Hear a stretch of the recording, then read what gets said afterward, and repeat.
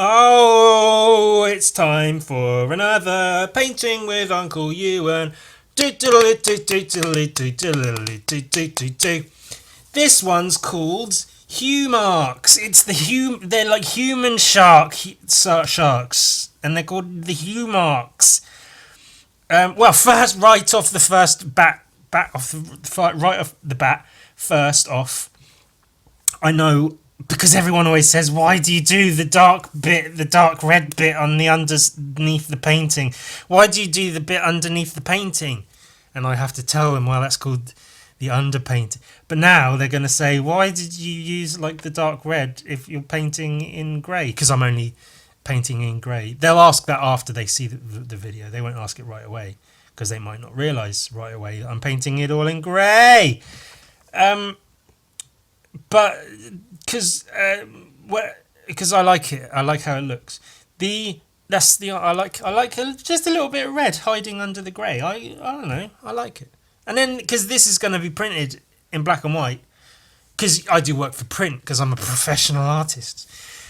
So the red, will be extra hidden because you won't be able to see it. But I'll know it's there. We'll know it's there. We'll all know it's there. It'll be our little secret. That and the 7 girls' bodies I've got hidden in my home. The Victor Alpi, Victor Alpi on Instagram. I'll put his name somewhere. He's got a comic called Hue Marks, and it's really good. His art is actually fucking fantastic. His drawings are so goddamn good. And this is his creator-owned thing called Hue Marks, and it's really good and really funny. And I like the drawings, and the story's probably good, but I've not read it because, words are hard. So I just look at the pretty pictures and go, oh, that's a good drawing. I really like the comic, and he asked me to do a picture, like a pin-up. He asked a bunch of artists, and I was one of them. It's not like I was his first choice, but he asked me, and I thought that was nice of him. So I did this, and it was fun. I'm going to talk about everything except the process today. This is the second one because I did one version of it in colour, and then I sent it to him, and he said, "Wow, that's really cool. I hope it looks good in black and white." And I think I could hear the disdain through the text message. I think he was typing it through gritted teeth. And it was only at that point I realised he had previously told me it was going to be printed in black and white. And so I just figured rather than adjust the picture, because the original one I did in colour, because I paint with colour to differentiate parts, not in tone, because I'm stupid. When made black and white, it was very muddy and mucky because the tones were very similar. And that's, if I can say anything about the painting, I can say this current one, it's a good lesson in painting with tone and contrast because, ultimately, to actually finish the fucking thing I was saying, the first painting, looked muddy, so I figured rather than try to adjust parts of it with more paint, I'd just scrap it into a whole bloody new one. So that's what I did, and that's what I'm doing, that's what you're watching me do right now. But it makes sense because where I do underpainting as just one flat colour underneath everything to paint on top of, real artists that actually know what they do, know what they are doing, will often paint large portions of the picture, if not the whole picture, in tone, in like a sepia tone or grey, black and white tones, to actually create the tones of the piece, to get the lights and darks in the right places, to make sure nothing's blurring together too much, nothing's too mucky, or whatever. And then they'll apply the colours and such on top of that, so the tones will already be underneath and they're applying the colour on top.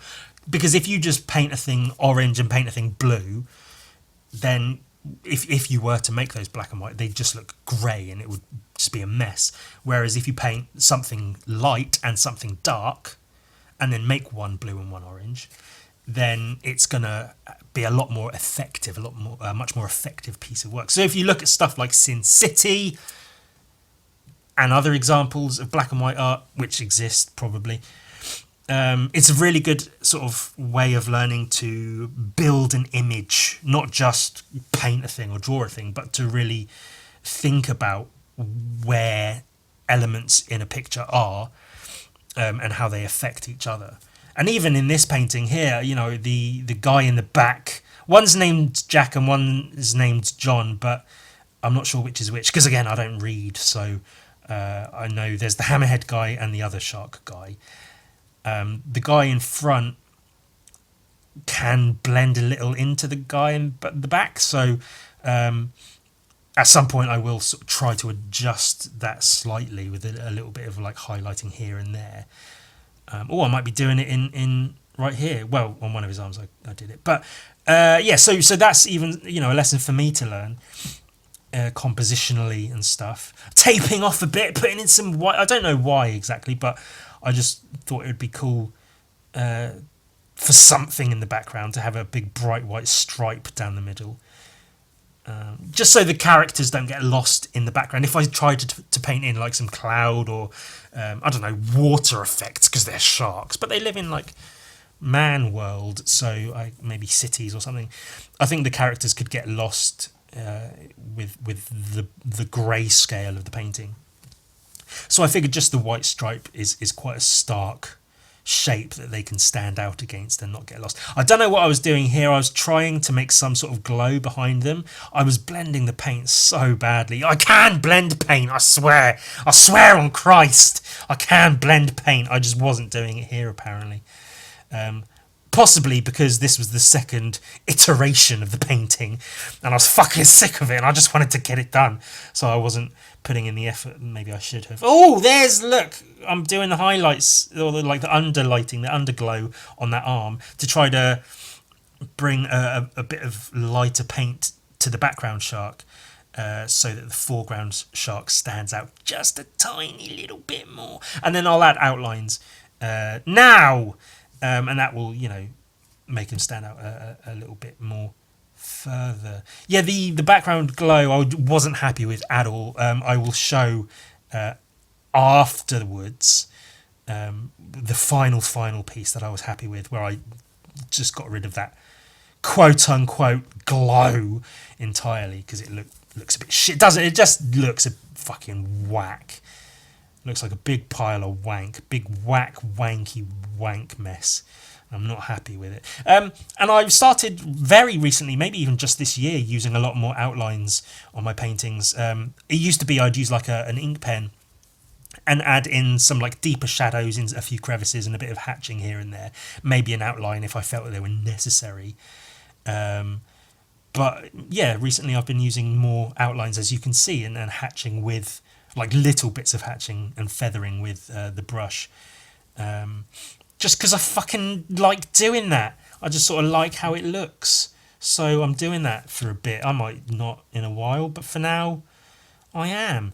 And that's that. And then here's this is what the finished final bit looks like. So you can see I took out the glow completely. I just painted stark dark grey, white, dark grey, 3 stripes, strong with the hue marks in the middle, because it's easier to just do that. And sometimes that's Occam's paintbrush.